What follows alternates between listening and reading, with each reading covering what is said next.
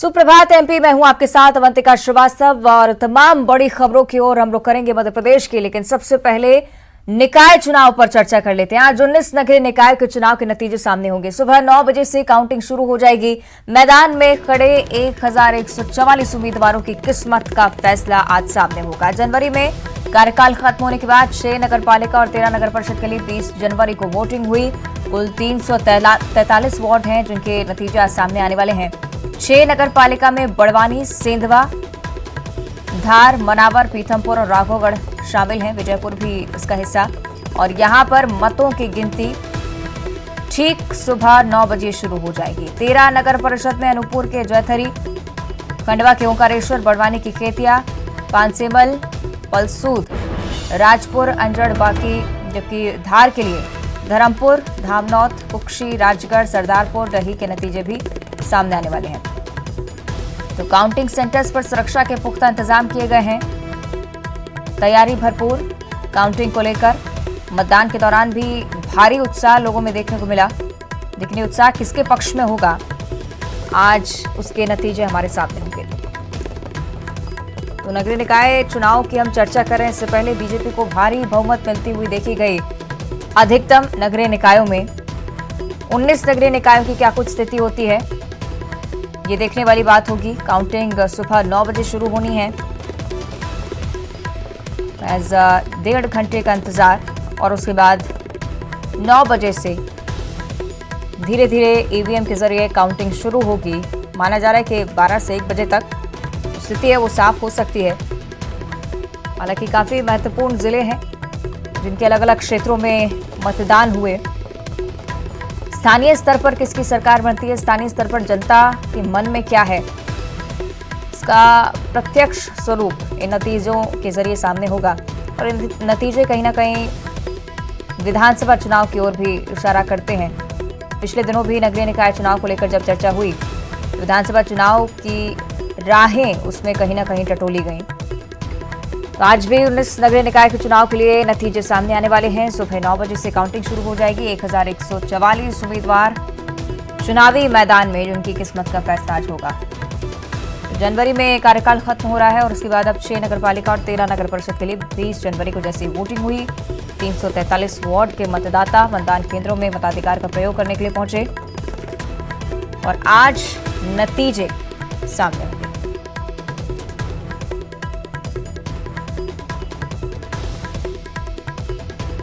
तो न्यूज 18 पर लगातार आप अपडेट्स देख सकते हैं। 6 नगर पालिका जिसमें सबसे महत्वपूर्ण बड़वानी, धार, मनावर, पीथमपुर, राघोगढ़, विजयपुर, सेंधवा।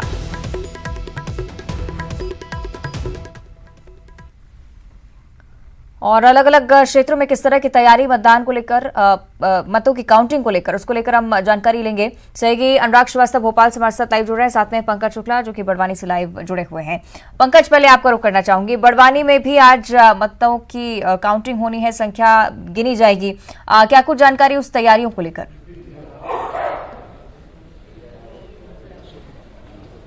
जी बिल्कुल अवंतिका, मेरे पीछे आप देख सकते हैं यहाँ पर अधिकारियों का आना शुरू हो चुका है और लगभग 8:30 बजे स्ट्रांग रूम को खोला जाएगा, जिसके बाद जो है मतों की गिनती शुरू होगी। साथ ही जब से यहाँ पर स्ट्रांग रूम में ईवीएम मशीनें रखी गई हैं, कांग्रेस के जो प्रत्याशी हैं वो लगातार यहाँ पर डेरा डाले हुए हैं। कहीं न कहीं उनके मन में शंका है कि कहीं ईवीएम से छेड़छाड़ न की जाए, क्योंकि हमेशा से ही कांग्रेस के अंदर जो मन में है ये बातें बनी रहती हैं कि कहीं ईवीएम से छेड़खानी करने के बाद जो है हेरफेर ना की जाए।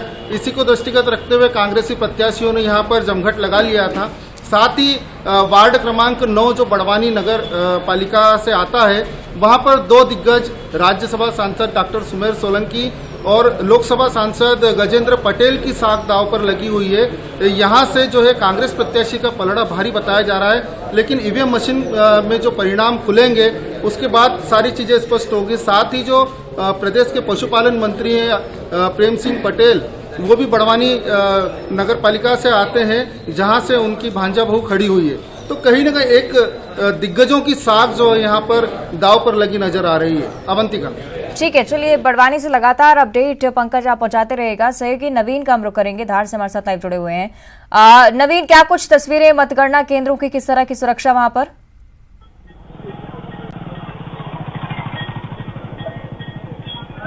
जी हाँ, अवंतिका, बिल्कुल बताना चाहूंगा कि नगरीय निकाय चुनाव को लेकर मतगणना आज होना है। सुबह से ही 9 बजे से यहाँ पर मतगणना शुरू होना है, लेकिन प्रत्याशियों, कार्यकर्ताओं और आम लोगों में भी इसको लेकर काफी उत्साह बना हुआ है और सुबह से यहाँ मतगणना केंद्र जो है यहाँ पर जो है जमा हो चुके हैं। बीजेपी और कांग्रेस के लोगों के साथ ही जो है आम लोग भी यहाँ पे जमा हो चुके हैं।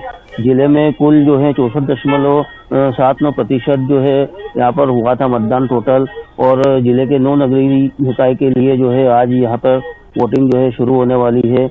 हम इस समय मौजूद है धार के पॉलिटेक्निक कॉलेज में, जहाँ जो है मतगणना केंद्र बनाया गया है और यहाँ सुरक्षा के भी काफी इंतजाम किए गए हैं और पूरी व्यवस्थाएं जो है वो चाक चौबंद की गई है। हमारे साथ में कुछ बीजेपी के नेता भी हैं जो कि वो अपनी जीत का जो है वो दावा करते दिखाई दे रहे हैं। हम उनसे भी बात करना चाहेंगे कि आखिर किस प्रकार से वो अपनी जीत का दावा कर रहे हैं। हम जी बताएं। मैं शिव पटेल, विधायक प्रतिनिधि धार। मेरी पत्नी खड़ी हुई है आशा पटेल, जो मेरे वार्ड क्रमांक 28 में 74% वोटिंग हुई है और काफी अच्छी वोटिंग हुई है और मतदान उन्होंने अच्छी वोटिंग करी है। उन्होंने वहाँ की क्या लगता है चुनाव परिणाम को लेकर आपको? यहाँ टोटल 30 सीट है, 30 वार्ड है और 22 वार्ड आ जाएंगे भाजपा। शिवराज सिंह जी ने भी रोड शो हुआ है यहाँ, तो अच्छा उत्सव। तो देखिए, अवंतिका के शिवराज सिंह चौहान का भी धार में जो है रोड शो हुआ था, धार में हुआ था, पीथमपुर में हुआ था, इसके साथ ही मनावर में भी उनका रोड शो हुआ था, और जिसे लेकर यहाँ जो है बीजेपी के नेता जो है दावा करते दिखाई दे रहे हैं कि जिले में सभी जगह 9 जगह जो है उनकी परिषद बनने वाली है और उनके अधिक से अधिक पार्षद जो है वो जीत के आने वाले हैं। सुरक्षा के लिहाज से यदि हम बात करें तो एसपी आदित्य प्रताप सिंह से हमारी इस बारे में बात हुई थी। यहाँ पर जो है सुरक्षा के चाक चौबंद प्रबंध किए गए हैं और मेन गेट से ही जो है सभी को चेक किया जा रहा है। उसके बाद ही जिनके पास में पास है उन्हीं को केवल अलाउ किया जा रहा है, दूसरे अन्य लोगों को अंदर आने की अनुमति भी नहीं है। और कुल मिला के जो है लोगों में और प्रत्याशियों में और आम लोगों में जो है खासा उत्साह। बिल्कुल, यानी कि जमकर मशक्कत दोनों ही पार्टियों ने की और कितना असर इसका देखने को मिलता है नतीजों में, ये देखने वाली बात होगी। नवीन बने रहेगा हमारे साथ। अनुराग भी लगातार जुड़े हुए हैं, भोपाल से अनुराग हमें रिपोर्ट कर रहे हैं। अनुराग, बीते दिनों की अगर बात की जाए, नगरीय निकाय चुनाव को लेकर बीजेपी की दबदबा साफ देखने को मिला, क्योंकि बीजेपी ने अच्छी खासी बहुमत जमीनी स्तर पर और स्थानीय स्तर पर हासिल की है। 19 नगरीय निकाय हैं जिनके नतीजे आज सामने आएंगे। क्या कुछ हो सकता है और कितना इसे हम विधानसभा चुनाव से जोड़कर देख सकते हैं?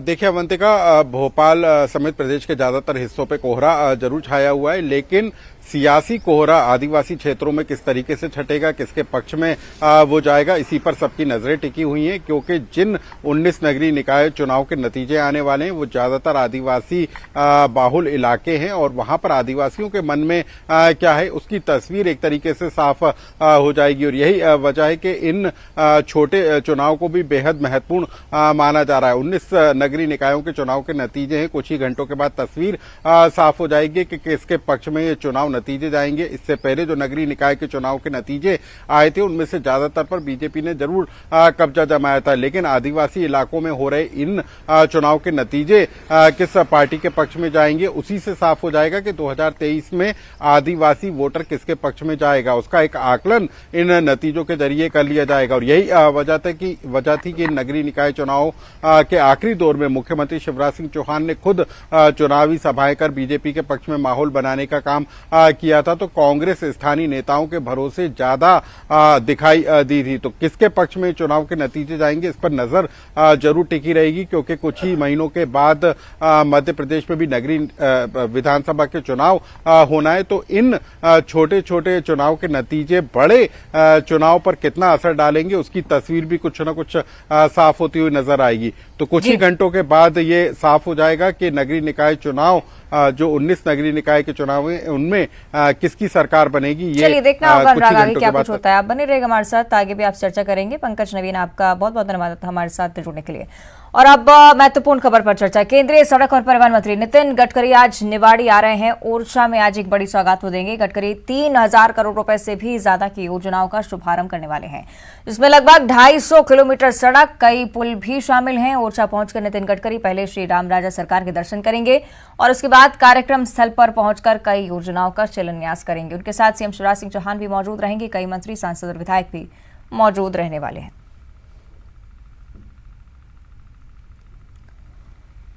और दिल्ली से एक बड़ी जानकारी सामने आई है। मध्य प्रदेश कांग्रेस की जंबो कार्यकारिणी का ऐलान हो चुका है। 50 पार्टी उपाध्यक्ष, 105 महासचिव बनाए गए हैं। सभी जिलों में जिला अध्यक्षों की नियुक्ति एआईसीसी ने इसकी लिस्ट भी जारी की है। लंबे समय से मध्य प्रदेश कांग्रेस कमेटी की कार्यकारिणी जो थी वो अटकी हुई थी, लेकिन अब फाइनली इसकी घोषणा हुई है। इस जंबो कार्यकारिणी में 50 पार्टी अध्यक्ष और 105 महासचिव बनाए गए हैं। ये पूरी लिस्ट आपकी टीवी स्क्रीन पर। सभी जिलों में जिला अध्यक्षों की नियुक्ति हो चुकी है। एआईसीसी की तरफ से ये लिस्ट जारी की गई है।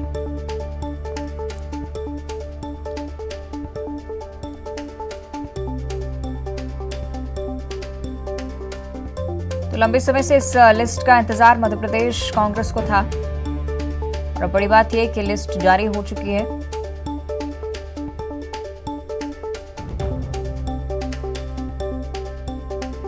सही अनुराग हमारे साथ लगातार जुड़े हुए हैं। अनुराग, चुनावी साल है और कांग्रेस लगातार मशक्कत कर रही है और इस बीच इस लिस्ट का सामने आना, कई बड़े बदलाव भी देखने को मिले। कितना असर इसका जमीनी स्तर पर हो सकता है? देखिए अवंतिका, जो कांग्रेस के प्रदेश कार्यकारिणी की घोषणा हुई है उसमें कमलनाथ का दबदबा साफ तौर पर दिखाई दे रहा है। यानी कि प्रदेश अध्यक्ष कमलनाथ के जो ज्यादातर करीबी हैं उनको प्रदेश कार्यकारिणी में जगह दी गई है। इसके बाद दिग्विजय सिंह समर्थकों को भी जो है प्रदेश कार्यकारिणी में जगह मिल पाई है। लेकिन सबसे अहम बात है कि नकुल नाथ को जो राजनीतिक मामलों की कमेटी है उसमें पहली बार एंट्री मिली है। यानी कि जो राजनीतिक फैसले हैं जिस कमेटी को करना है उसमें नकुल नाथ भी उस कमेटी का हिस्सा होंगे। 21 लोगों को इस कमेटी में शामिल किया गया है। लेकिन सबसे बड़ी बात है कि अभी प्रदेश के जो प्रभारी हैं जेपी अग्रवाल, उनकी तरफ से एक सफाई आई है कि ये अंतिम सूची नहीं है, इसमें अभी कई तरह की संभावनाएं, यानी कि जो लोग अभी कार्यकारिणी में शामिल नहीं हुए उनके लिए भी रास्ता खोलकर एक तरीके से संभावना दिखाते हुए प्रदेश प्रभारी नजर आए हैं। तो चुनावी साल में किसी को नाराज ना किया जाए, इसी के वजह से बड़ी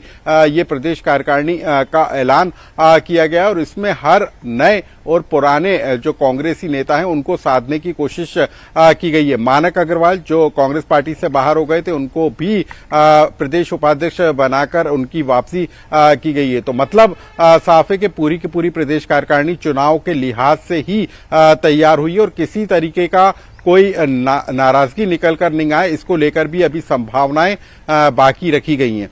तो आने वाले चुनाव को लेकर ये पूरी की पूरी लिस्ट तैयार की गई मानी जा रही है। कुल मिला के यही देखना होगा कितना प्रभाव इस लिस्ट का पड़ता है। शुक्रिया आपका अनुराग इस पूरी जानकारी के लिए।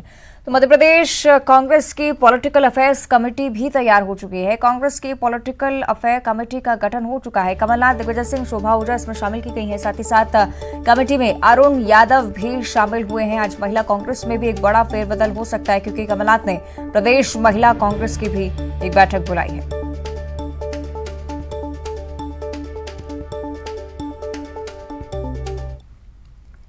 और उधर बालाघाट में प्रभारी मंत्री हरदीप सिंह डंग ने अधिकारियों को टांग देने की चेतावनी दी। हरदीप सिंह डंग ने जिले के दौरे पर पहुंचकर इस दौरान ये बड़ा ऐलान किया। उन्होंने लालपर्रा के ग्राम जाम में सभा की और इस दौरान अधिकारियों को मंच से फटकार लगाई है। संबोधन के दौरान मंत्री ने शासकीय योजना और प्रधानमंत्री आवास योजना के बारे में जनपद के अधिकारियों से पूछताछ की, लेकिन अधिकारी सही जवाब नहीं दे पा रहे थे और इसी वजह से नाराजगी जाहिर करते हुए मंत्री ने कलेक्टर और जिला पंचायत सीईओ को मंच पर खड़ा किया, लापरवाह अधिकारियों को टांग देने की बात कही और इस दौरान हरदीप सिंह डंग ने सड़क का भूमि पूजन भी किया।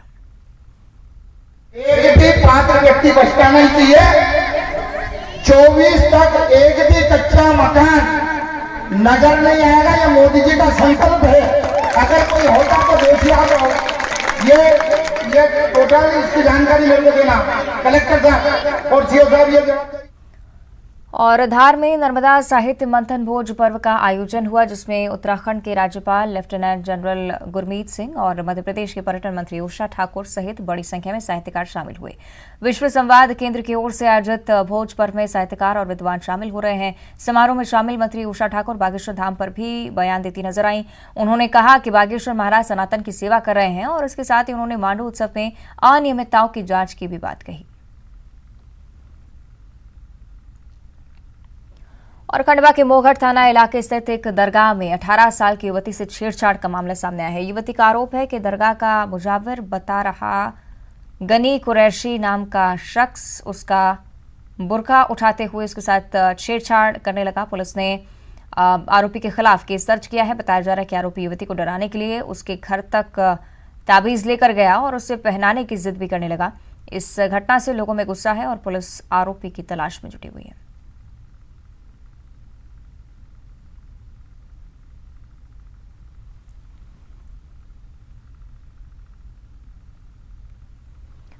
और अब उज्जैन से बड़ी जानकारी। क्रिकेट टीम के खिलाड़ी महाकाल के दरबार में पहुंचे। बाबा महाकाल के दर्शन कर उन्होंने आशीर्वाद लिया।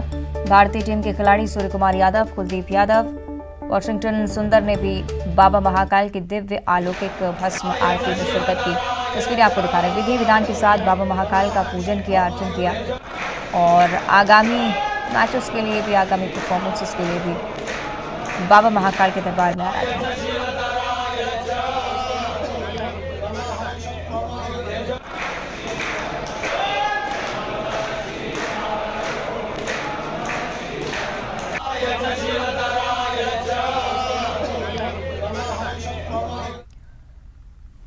और इधर इंदौर में इंडिया न्यूजीलैंड के मैच को लेकर पुलिस ने अपनी सुरक्षा व्यवस्था पुख्ता कर ली है।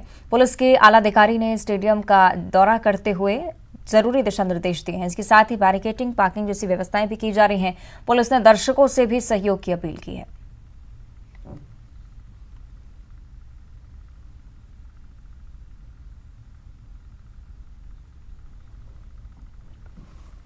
और अब बात करेंगे राजधानी भोपाल की। जबरदस्त कोहरा राजधानी भोपाल में आज देखने को मिल रहा है। विजिबिलिटी 500 मीटर से भी कम हो चुकी है। रीवा संभाग के कई हिस्सों में बारिश के आसार नजर आ रहे हैं। पन्ना, छतरपुर, टीकमगढ़ और निवाड़ी जिलों में हल्की बारिश के आसार हैं। अशोकनगर, गुना, ग्वालियर, शिवपुरी, भिंड, मुरैना, छतरपुर, पन्ना, भोपाल, राजगढ़, ग्वालियर, दतिया, ये तमाम वो इलाके हैं जहां पर कोहरा छाया रहेगा। न्यूनतम तापमान में इसी तरह की वृद्धि देखी जाएगी।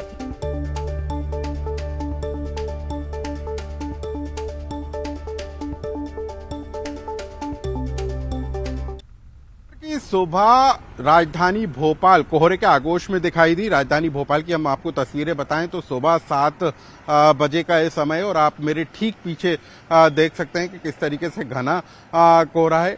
जो कमलापति स्टेशन की बिल्डिंग है वो भी कोहरे में डूबी हुई नजर आ रही है और इस समय भी लोग गाड़ियों की लाइट जलाकर गाड़ी चलाने को मजबूर हैं क्योंकि विजिबिलिटी बेहद कम हो गई है। 500 मीटर से कम की विजिबिलिटी रही है और यही वजह है कि लोगों को, जो गाड़ी चलाने वाले लोग हैं, उनको जो है गाड़ियों की लाइट जलाकर गाड़ी चलाना पड़ रही है। वहीं मौसम विभाग ने इस बात की संभावना जताई है कि रीवा संभाग के कुछ हिस्सों में बारिश के आसार हैं। पन्ना, छतरपुर, टीकमगढ़ और निवाड़ी जिलों में भी हल्की बारिश हो सकती है। वहीं अशोकनगर, गुना, ग्वालियर, शिवपुरी, भिंड, मुरैना, छतरपुर, पन्ना, भोपाल और दतिया जिलों में कोहरा छाए रहने की संभावना जो जताई गई है, उसी का असर है कि आज राजधानी भोपाल में कोहरा दिखाई दे रहा है और इसी तरीके के हालात प्रदेश के कई जिलों के हैं। तो इसका असर न सिर्फ रोड ट्रांसपोर्ट पर बल्कि रेलवे ट्रांसपोर्ट पर भी पड़ेगा और उत्तर भारत से जो आने वाली ट्रेनें हैं वो भी कुछ घंटों की देरी से चल रही हैं। तो कोहरे का असर आने वाले कुछ दिनों तक इसी तरीके से छाया रहेगा। कैमरा पर्सन मनी सेंगर के साथ अनुराग श्रीवास्तव, न्यूज 18 भोपाल। और अब देखिए 25 सेकंड में खबर। सिंगरौली को मिली करोड़ की सौगात। सीएम शिवराज और रक्षा मंत्री ने मेडिकल कॉलेज समेत 3 बड़े प्रोजेक्ट्स का किया शिलान्यास। गरीबों को मुफ्त